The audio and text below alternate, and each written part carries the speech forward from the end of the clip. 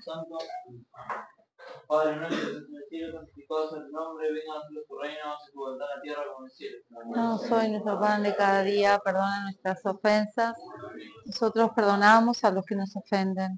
Dejes caer en la tentación y líbranos del mal. Amén. Dios te salve María, llena eres de gracia, el Señor es contigo, bendita tú eres entre todas las mujeres y bendito es el fruto de tu vientre Jesús. Santa María, Madre de Dios, ruega por nosotros pecadores, ahora y en la hora de nuestra muerte. Amén. Gloria al Padre, al Hijo y al Espíritu Santo. Como era en un principio, ahora y siempre, por los siglos de los siglos. Amén. San Esteban, Ruega por nosotros. Padre, Hijo y Espíritu Santo. Amén.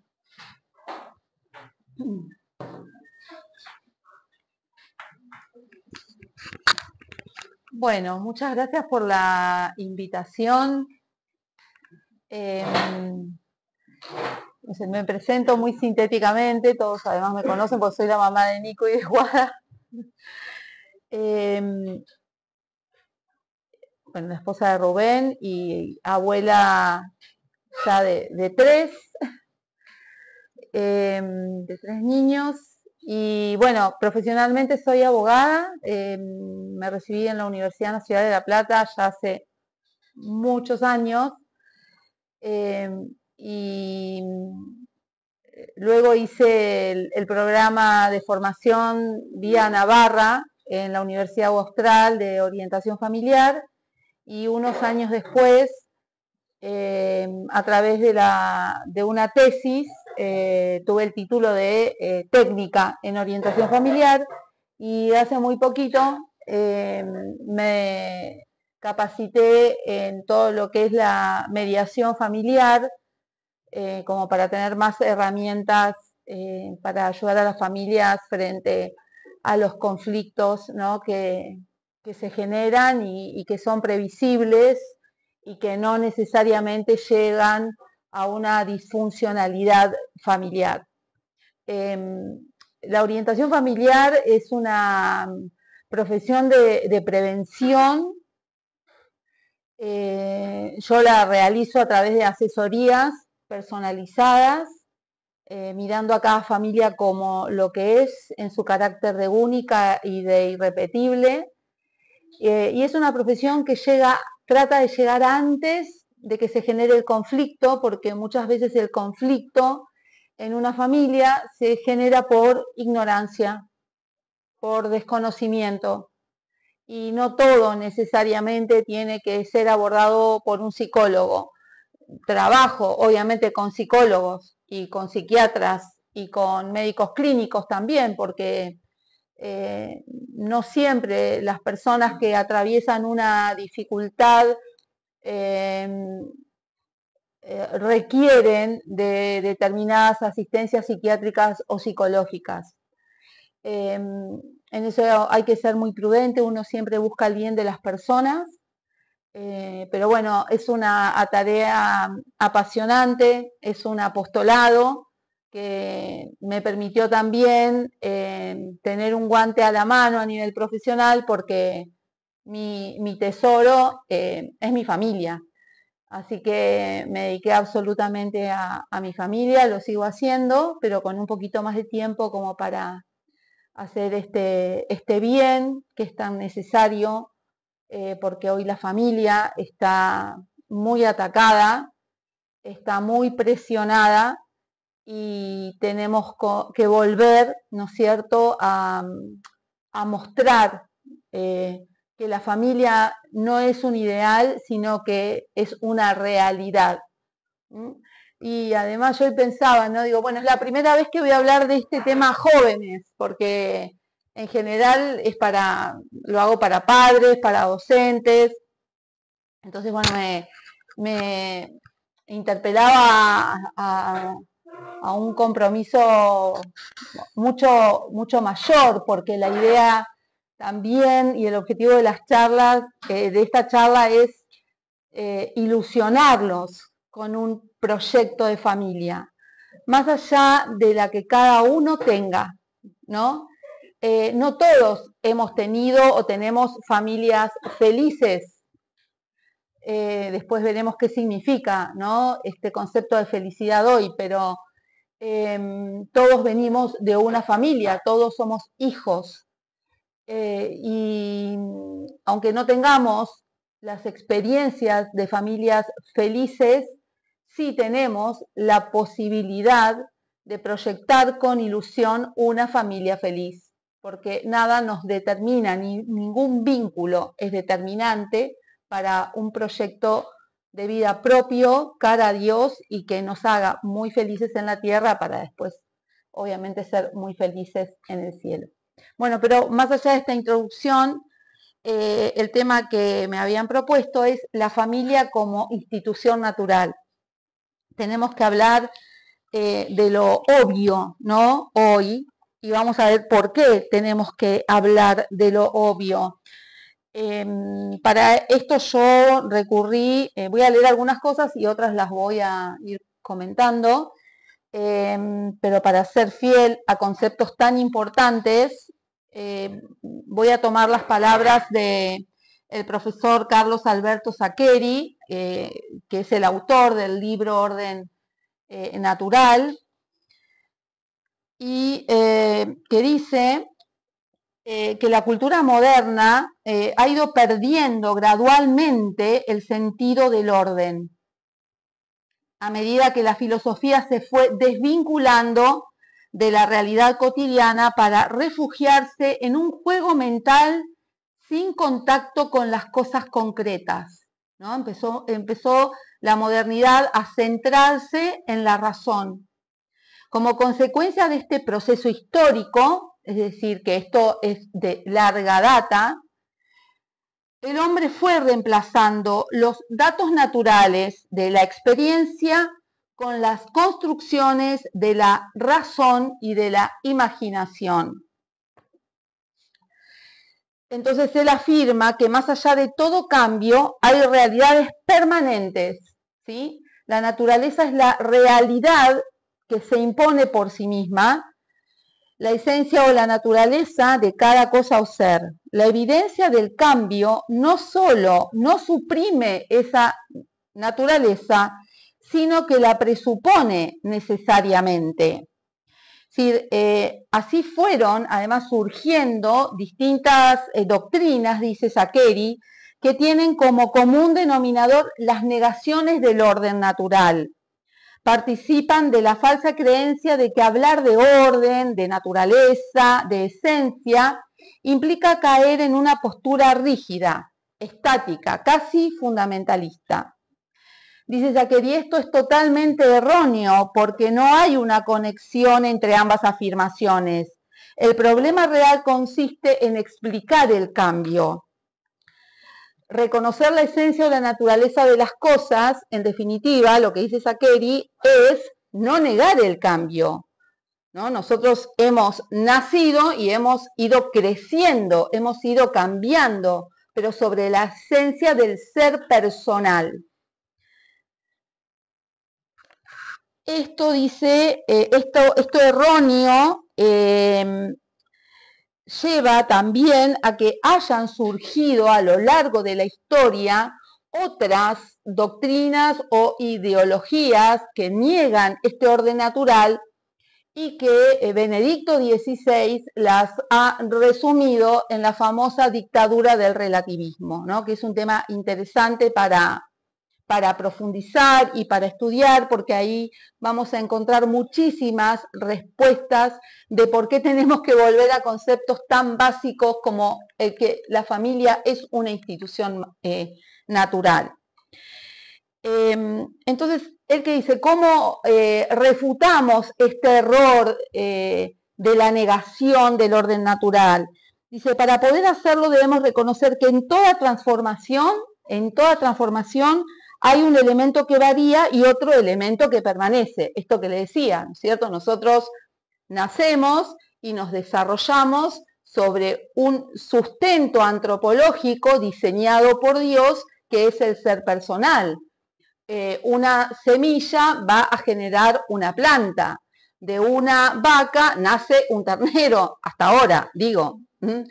Entonces es lo obvio, y cuando ese orden natural, que a su vez tiene una ley, ¿sí? Y que da una estructura y una continuidad en ese orden natural de todo lo que es la escala filogenética y los seres vivos, cuando hay algo que sale de ahí mismo, hay reacciones, ¿sí?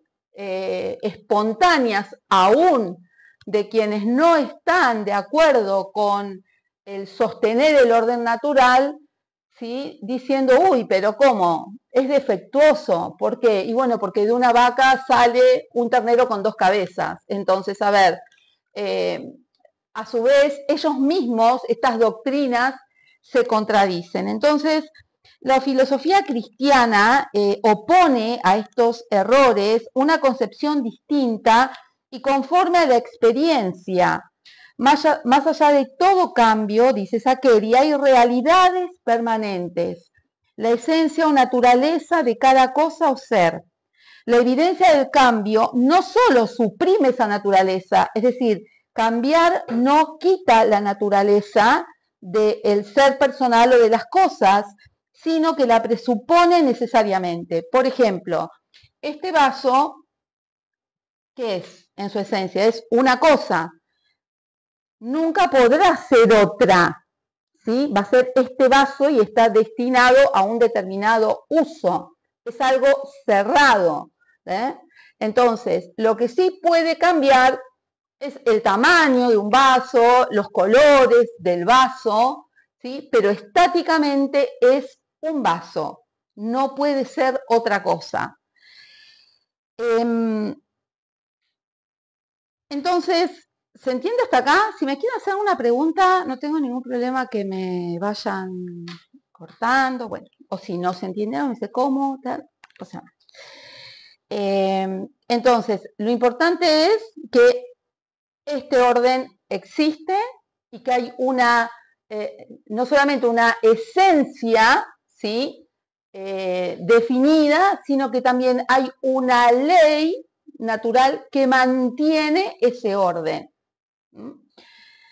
Entonces, todo muy bien, saqué, pero vamos a ir a la realidad, ¿no es cierto? ¿Cuáles son las consecuencias de estas negaciones del orden natural? ¿Y por qué vamos a hablar de este contexto actual relativista?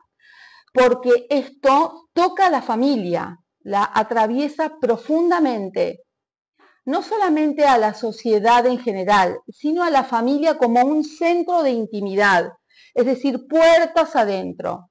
Entonces, yo lo que voy a tratar después es desgranar desde la orientación familiar, que apunta más a la educación familiar dentro de la familia, ¿sí?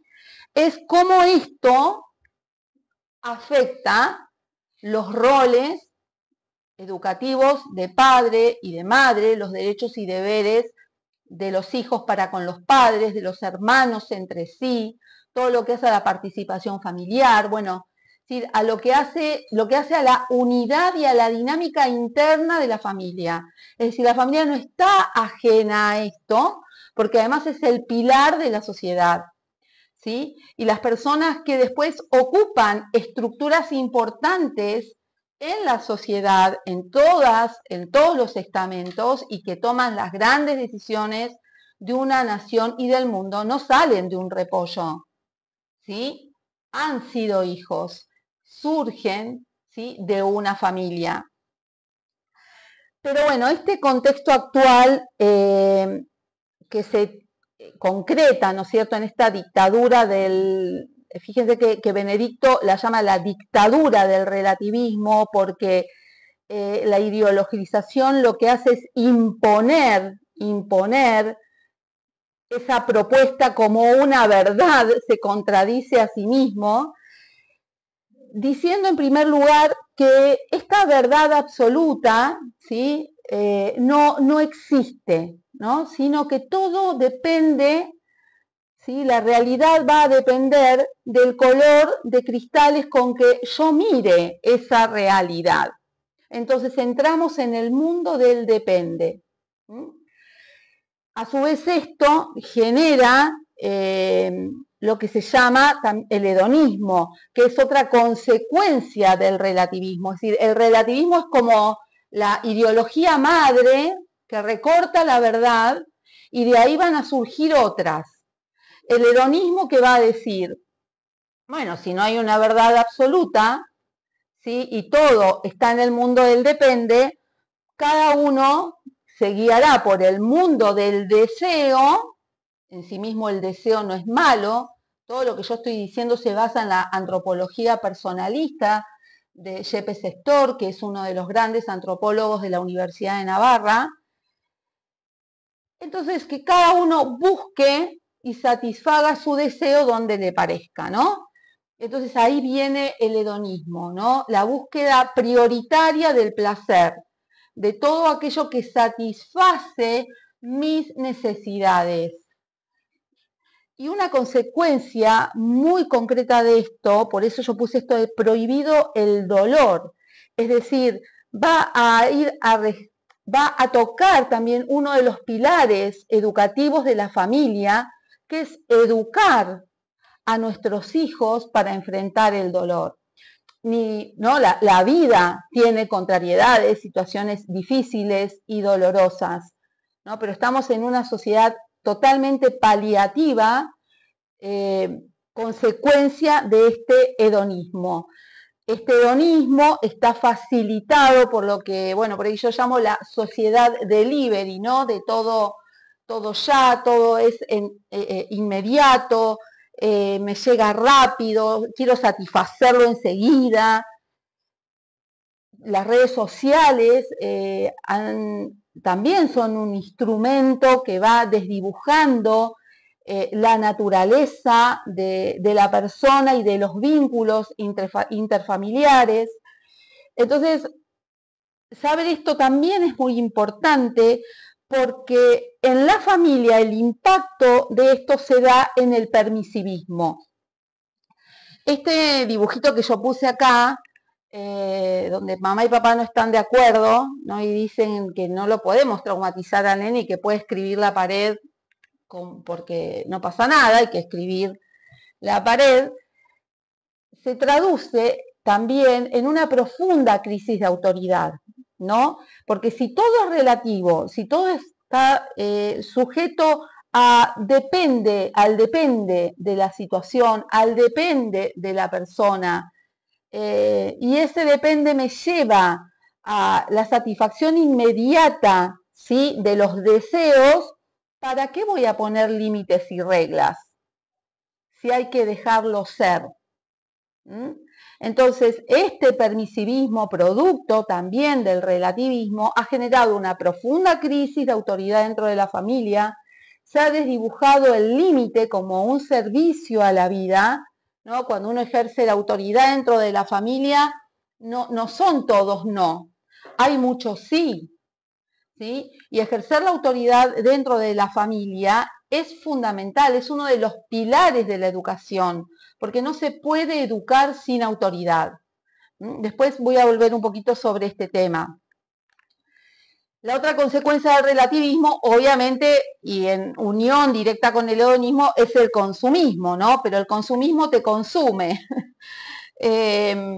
Me acuerdo que en un momento, no sé si ustedes lo sabían, Juan Pablo II, creo que lo escribió en cartas a las familias, no recuerdo muy bien el dato, había pedido a las familias que los domingos no fueran al supermercado, porque en muchas familias el paseo durante los domingos era el supermercado y eso iba perdiendo, ¿no? el sentido que tiene Dies Domini, ¿no? Que es un día del Señor, es un día para estar en familia, pero no para consumir. Pero lo más grave del consumismo es que va generando creación de necesidades que van apegando el corazón a las cosas. Entonces genera también en el hombre una esclavitud hacia el tener y nos va quitando la verdadera libertad. Toda la dictadura del relativismo lo que hace es quebrar el sentido de libertad como don que Dios nos ha dado. Y bueno, la frutilla del postre de todo esto es la deconstrucción, ¿no? De lo natural. ¿qué significa la deconstrucción de lo natural? Seguramente ya han escuchado bastante sobre este tema cuando fue la promoción del aborto y todo lo que hemos tenido que hacer en la lucha pro vida. Nos pusimos como más a tono y más conscientes en estos temas que datan de hace 25 años. Es decir, no hemos llegado a la desconstrucción de lo natural de la noche a la mañana. Ha sido, ¿no es cierto?, el demonio es muy hábil y ha hecho un camino muy silencioso y muy constante para llegar, ¿sí?, a imponer la ideología de género a través de la premisa de la desconstrucción de lo natural. Las primeras conferencias y reuniones de mujeres que se fueron dando para evitar esto fueron en Beijing hace más de 25 años. Hemos estado como adormecidos y una consecuencia de esto es que no le hemos dado importancia a la educación de la sexualidad. Yo voy a volver hacia ese tema porque es muy importante y también es una asignatura pendiente de los educadores católicos. Entonces, ¿qué significa? Y de las familias también, por supuesto, ¿no? La desconstrucción de lo natural equivale a sostener que no hay nada natural. Nada es natural, nada es dado, ¿no? Implica poner de manifiesto que lo que hasta ahora considerábamos natural no está, sino que es algo cultural, ¿no? Fruto de el obrar del hombre según las épocas, según los lugares, según sus apetencias, condiciones sociales. El hombre actual piensa que él es la libertad en su más amplio sentido, pudiendo convertir en una ley propia sus deseos y caprichos, ¿no? Es tremendo.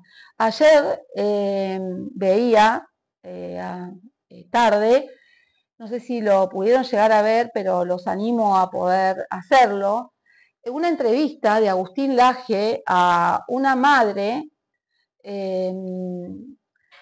cuya hija se suicida, ¿sí?, frente a las presiones de la ideología de género. Creo que fue, sí, en Estados Unidos, si no paso mal el dato, en la comunidad latina, pero por la fuerte presión que ejerció el Estado y los colegios para, ¿no es cierto?, acapararla a través también de las redes sociales y la llevan al suicidio. Ahora, un hijo no llega tampoco a ese lugar de la noche a la mañana, ¿no es cierto? No juzgo la dinámica interna de la familia, pero hay que ver qué pasó, ¿no es cierto?, en esa familia, cómo fueron los modelos de identificación sexual en esa familia, ¿no?, cómo estaban los roles. Es decir, hay muchos factores, pero más allá de eso, y a pesar de que su madre hizo todo lo posible por salvarla, no pudo. Entonces hay una presión muy fuerte de esta ideología a nivel institucional y mundial para que nuestros jóvenes, ¿sí?, caigan en esta tremenda desgracia. Entonces, este intento de autonomía absoluta que implica la desconstrucción de lo natural es el último paso de la rebelión del hombre contra Dios. Significa quitar toda huella de Dios en las realidades. Y en efecto, ese orden, esa finalidad presente en la naturaleza, remite a Dios como su fundamento. ¿Alguna pregunta? ¿Seguimos? Bueno. Entonces, esto mismo que estoy diciendo se traduce aquí, ¿no? Un mundo sin Dios, un mundo que no da respuestas a lo que significa la felicidad. El mundo hoy, a través de toda esta desconstrucción, que no es solamente desde la sexualidad, sino también es desde todo ese plexo axiológico de valores que vivimos a través de las virtudes humanas y que nos permiten una buena vida, ¿no?, y ir formando y formándonos también para la trascendencia. no existiría de acuerdo a esta desconstrucción y a estas ideologías. Hoy el mundo te plantea que la felicidad está en el tener y no en el ser, ¿sí? Y la esencia de la familia como institución natural está en el ser, porque una de las características de la familia como institución natural es la incondicionalidad del amor, que acepta, ¿sí?, a esos hijos que vienen, ¿sí?, y se eligen mutuamente los esposos por lo que son, no por lo que tienen. Y a su vez esto está muy relacionado con también el objetivo de la educación familiar, porque la educación en la familia tiene como objetivo ayudar a que los hijos encuentren el sentido de su existencia. Es decir, la educación no es una instrucción, no es solamente enseñar cosas, recibir conocimientos, sino que es enseñar o ayudar a descubrir a nuestros hijos para qué están en este mundo. Una de las consecuencias también de toda esta dictadura del relativismo y sus distintas manifestaciones es que ha desdibujado el concepto de persona humana. Hablamos de persona humana porque sabemos que dentro de la antropología cristiana y la teología moral se habla de las personas espirituales, ¿no?, que son los ángeles. Entonces hay que diferenciarlo de la persona humana, que es el hombre. ¿Y qué es lo natural en el hombre? Cuando nosotros vamos entendiendo qué es lo natural en el hombre, qué es